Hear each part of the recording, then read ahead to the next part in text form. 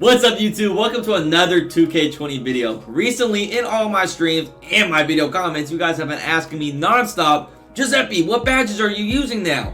Everyone wants to know, and I understand why. I have made some changes since the initial build video, so that's what we're going to go over in today's video. The best badge loadout for a post court. We're going to go over it on the 1s court, 2s and pro 1 court, and the 3s court, and show you which badges you should be using in each different game mode. If you didn't know, once you max out all your badges in a category, you can rearrange them however you want, whenever you want. So you're going to want to take different badges in depending on what game mode you want to use. And I'm going to show you guys exactly what I personally think is the best ones available if you're using my post score build, or if you have access to some of these badges, any post score build really. Might not be the exact same if you don't have as many points as me. I have all the badges except I'm missing 2 playmaking badges because I'm sick of grinding career. I'm going to just get those on like Park and Pro-Am. I'm done with career. I have over 100 career games played.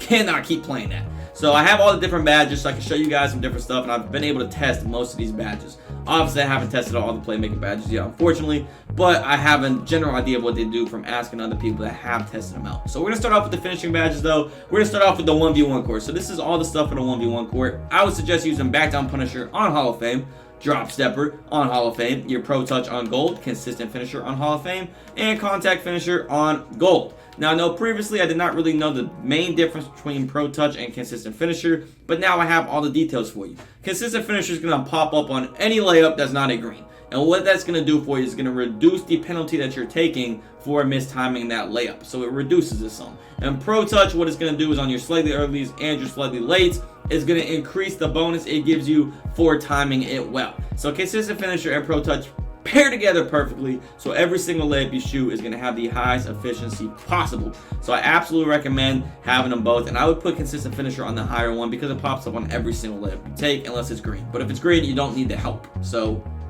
yeah, Consistent Finisher is definitely the way to go. These are the different badges I personally like on the 1s court. I know you guys are going to ask me about deep hooks. I have tried it out, but I don't really feel the need for it. Pro Touch, Consistent Finisher work on hook shots, so you're already getting a boost from those right there. Deep hooks, I don't really take many deep hooks.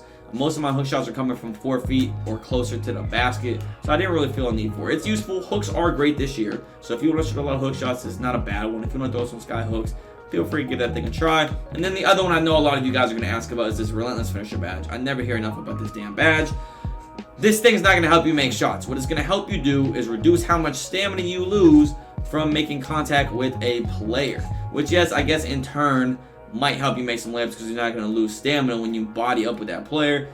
But I personally don't think it's a must-have badge. If you have extra points, it's a great option. But if you don't have points to spare, obviously like me, I would not give up any of these for Relentless Finisher. So there's that breakdown of finishing badges on the 1v1 court. Moving onward towards our shooting badges.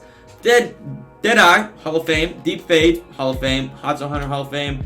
We had Green Machine on Hall of Fame and Quick Draw on Bronze, but the most recent patch, that big 38GB one, is slowed down post fadeaways. So I had to bump on my Quick Draw one. Quick tip for you guys, if you guys were using Quick Draw before the patch and now after the patch is slower, if you bump it up one, it should feel exactly the same. If you weren't using Quick Draw, throw on Bronze, it should feel exactly the same. I don't notice a difference now that I put on Silver instead of the Bronze. But we did have to go down to Gold Green Machine, unfortunately, but you guys know my opinion on Green Machine. Phenomenal badge. Other decent ones to consider on the 1s court, the only real ones I would consider would be Tireless Shooter.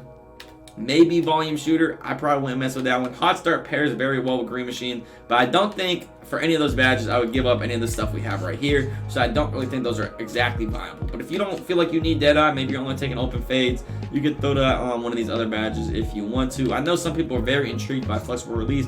I don't really like it. It doesn't pop up on all the fadeaways. I don't know what activates on fadeaways. It pops up on some it doesn't. I'm not sure. And this only activates on earlies and lates, so it doesn't really help any slightly earlies or slightly lates. I don't like the badge. I think it's terrible. If you guys want to use it, feel free. That's what I'm using as far as shooting badges. Playmaking badges, Post-Spin Technician on Gold. Of course, you have to have that. Absolutely critical. You got to be kidding me right now. In the middle of my video, I'm going to cut it right here. This is 2K20 in a nutshell, man. I'm going to cut it right here. I'll be back in a second, okay? Oh, man. I'll be back in a second. Okay, so we are finally back after 2K decided to lag us out randomly. Where was I? Something about Post-Spin Technician. It's a must-have badge. You got to have this one for sure. Now, what you can do with the other 3 badges, if you made the exact same build as me, Unpluckable, I would love to say that this is a great badge to have, but it doesn't do a fucking thing, man. I've seen guards with Hall of Fame unpluckable with like a 90 ball handling get stripped by someone without pickpocket. It's not gonna help you. The stripping in this game, the steals in this game are absurd. You're gonna get stripped. Don't waste points on this badge. I can't wait to turn that off when I unlock a new upgrade. I'm gonna try a Dream Shake. I've heard good things about it. I don't imagine it's that good. The up and unders on this game are very, very bad, so I don't really see how this could be that great of a badge. But I mean, it's on there if you guys are interested. Try it out. The only other thing in here worthwhile on the 1 score is gonna be quick first step. Maybe driving after that first step on the inbound pass. I don't know. Don't really need all these playmaker badges on the 1 score. I guess you can leave unpluggable on if you want, but it's I promise you it's not going to help you. So there's those badges for playmaking for the 1 score, and then the defense and rebounding badges. Yo, this badge loadout was looking phenomenal until I saw this moving truck badge. Get that badge out of here, man. The only moving that badge is going to do for you is moving up your record 1 loss. That badge is terrible. Does not work. Come on, man. I thought you knew better than that. Stop using them garbage badges. Oh, shit. So, no moving truck, obviously. That badge, I am going to admit, a lot of people thought it was going to be really good, and a lot of people threw it on in the first couple days of the 1v1 court, and that badge is terrible.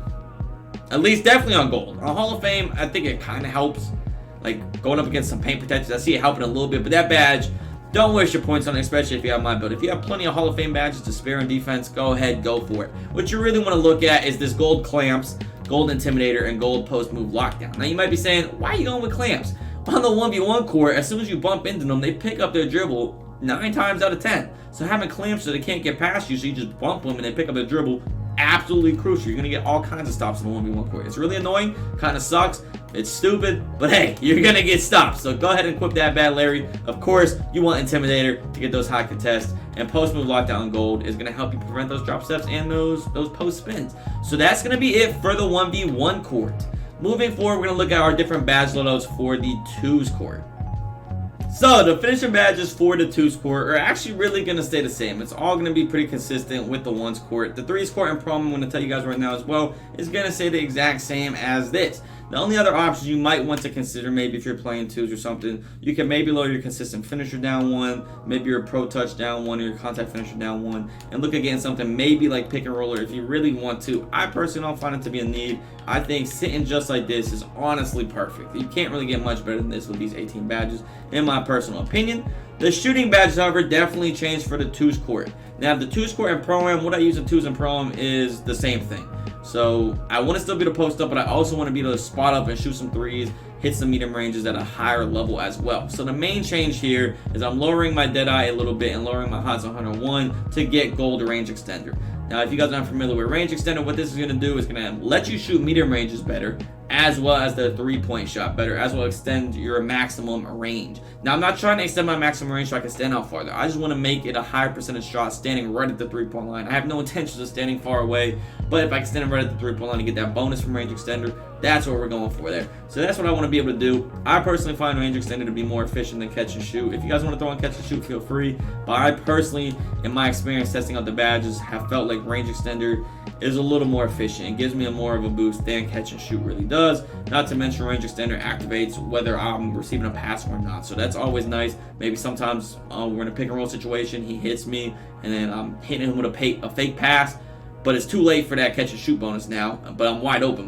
Maybe my man backed up as he cut to the basket. I can launch a 3 efficiently. So this is the shooting loadout I like to go for on the 2s court, as well as Pro-Am as well. Playmaking badges, pretty much the same scenario as the 1s. We're going to use post-spin technician. But on the 2s, Pro-Am, or 3s, I highly recommend quick first step, because you can't face up on those game modes. You can't face up on the 1s court, obviously, because you have to dribble down low to the post. But in these modes, you can catch the pass and face up. And after you face up, that quick first step is going to help you blow right past people. It's going to be really efficient. So go ahead, check out that badge as well.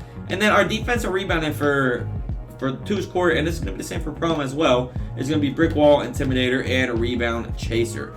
I feel like this is the most well-rounded stuff you're going to get. Brick wall, obviously, so you can run those pick and rolls, help out your point guard, get him open, and create offense with it. Intimidator is going to help you anchor down the defense, and a rebound chaser is going to help you grab boards. So this is what I recommend in the 2s court, 3s court as well, and Pro-Am. So they're pretty much all going to be the same right there. And then the last thing is going to be the threes court. There's one more change I would make specifically if I was on the threes court, and that's just going to be changes to the shooting. On the threes court, if you guys aren't familiar, post scoring is not necessarily the highest effective shot attempt. The threes court is mostly ran by 3-point shots because it only goes to 21 and it's not make it take it. Pro-Am is a lot different. Pro-Am is a much longer game. It's much easier to get stops and stop them from shooting threes. But on the threes court, there's a good chance you're going to get a bunch of open threes and probably drain home some threes. So it's not always in your best interest to be posting up. You can if you want to, but you're better off, playing more like a stretch big for your team. You can still post up without this deep fades badge. You don't necessarily need that. I would keep your HOTS 100 where it is.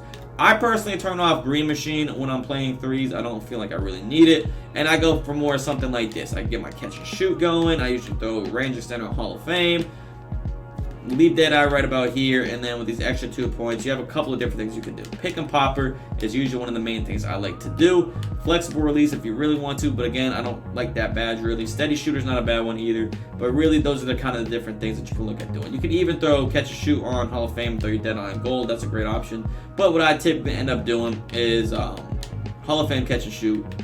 And then before I had to start using the Silver Quick Draw, I'd have 2 extra. I could put 2 on Pick and Popper is what I was doing. So now I'll probably just run Bronze Pick and Popper with the Hall of Fame Catch and Shoot. So this is the threes loadout I would run. If I was running on threes, I'm going to be more like a stretch big because I'm not going to be posting up much. So I kind of know my role on the threes court, and you kind of have to have that same concept. So that's pretty much going to be it for all the different loadouts you can use for your badges. That's what I personally think with this build is going to be your best loadout on the ones court, twos court, threes court, and pro-am court. Hopefully you guys enjoyed the video. Feel free to leave a like if you did. If you have any questions, ask in the comment section. That's fine. I'll answer those to the best of my ability. Thank you so much for watching, though. Catch you guys later. Peace.